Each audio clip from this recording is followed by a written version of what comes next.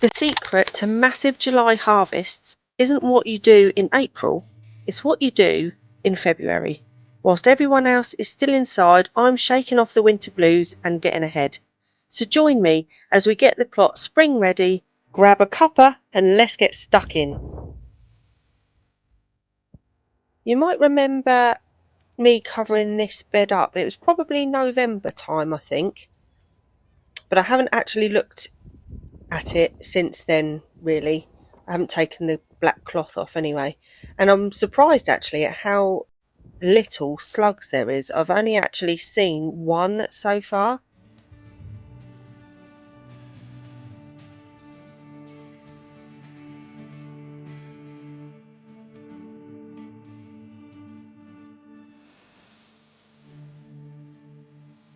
It's all looking actually really quite healthy under here.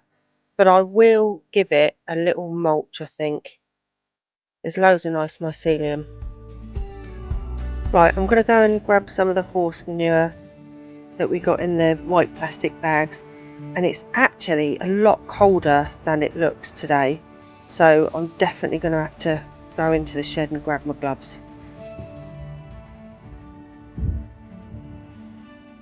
Just when I thought it was going so well, the handle's broken off the door. Now we're going to have to break in. I'm going to have to I need a crowbar and the crowbar's in there. Right, let me think. I just need my gloves. My hands are freezing and I forgot to bring my other ones from home. Right, bear with me. I'm going to try and crowbar our door open. Gloves secured. Let's get cracking. I know it's cold and the ground looks freezing, but the secret to really good harvests in June, July, August, September is what we do now, and that starts with the soil. So I am starting with this patch here. My other patches are the garlic, that's already done, the onions are already in.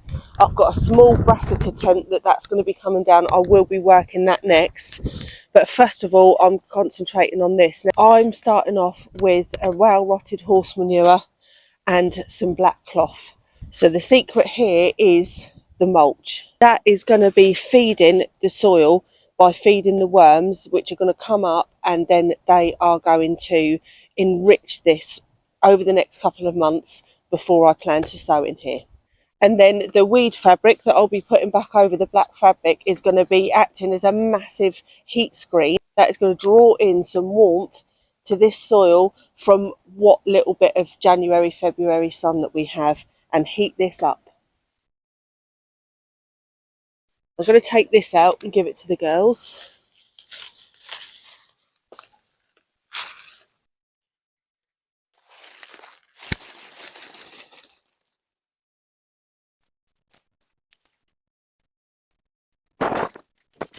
This soil is actually already teeming with life. I can see plenty of little worms in here and loads of white mycelium, which means that the ground is good. It's got life in it, which is what we need to see.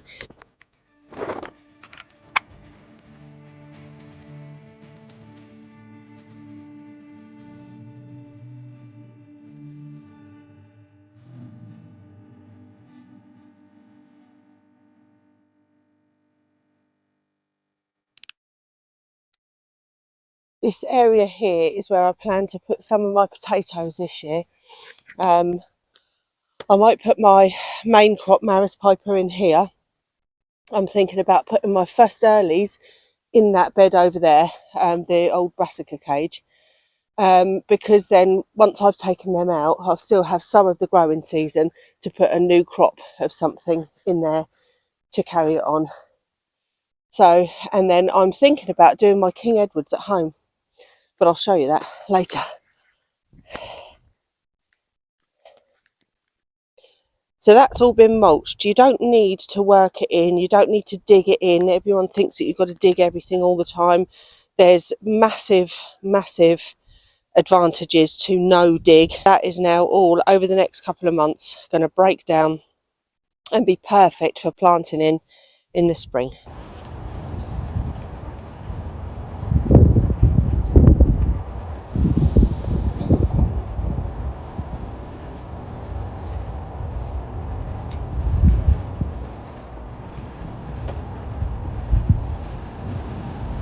Not the easiest of jobs on a windy day.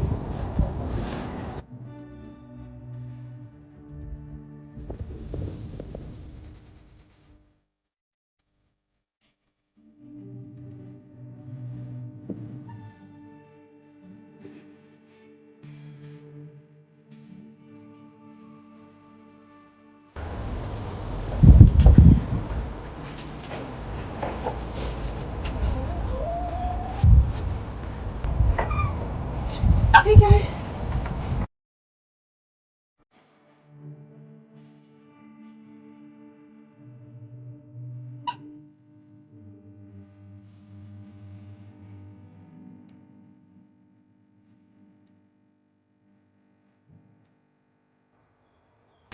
It is a little bit wet up this end, you're right. For anyone that's concerned though, this end, they've got a nice dry end, so they've got both places to go.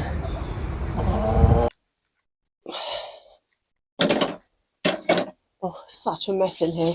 Right, it's another job on the to-do list.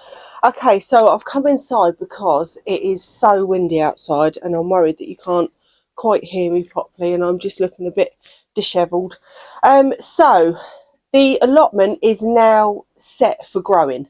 I am not going to be doing too much more over here apart from little bits like I need to edge, we need to mow when it's dried up a little bit. Just keep coming over to feed the chickens, which takes me probably 10-15 minutes to be fair. Once I've fed them, checked everything, given the coop a little clean down and given them their water. So that doesn't take long at all. I've got the mulch down, I've got the fabric down. I'm going to be taking out the brassicas in that brassica tent in the next probably 3 or 4 weeks. I'm going to give them a little bit longer because I've got some kohlrabi in there that are bulbing up nicely, but I just want them to bulb up a little bit more, and then they can come out. The leeks that can stay in again, they're doing really well at the moment. There's not a problem with them staying in. I've not got many left now because we do keep coming over and using them, and then I do want to get them out to give the beans the space that they need. The mulch is doing its job, feeding the soil, feeding the worms, which are going to put all the nutrients back into that soil. The black fabric is heating everything up nicely for me and trapping in that little bit of sun that we've got. And what that means is that soil is going to be much warmer. So where I plan to grow, that soil is going to be ready to plant into about 3 weeks sooner than the soil that's uncovered. So that's always a bonus because it gives you a little bit of a head start. And with the plot finally sort of put together and ready to go for this spring, I am now turning my attention to back at home and starting that cottage garden makeover. I've set a goal to try and hit 1,000 subscribers by my first harvest. So if you've enjoyed this video, please do hit that subscribe button. The cottage garden transformation begins next week and I can't wait to show you my vision. Thanks for watching and I'll see you next week. Take care.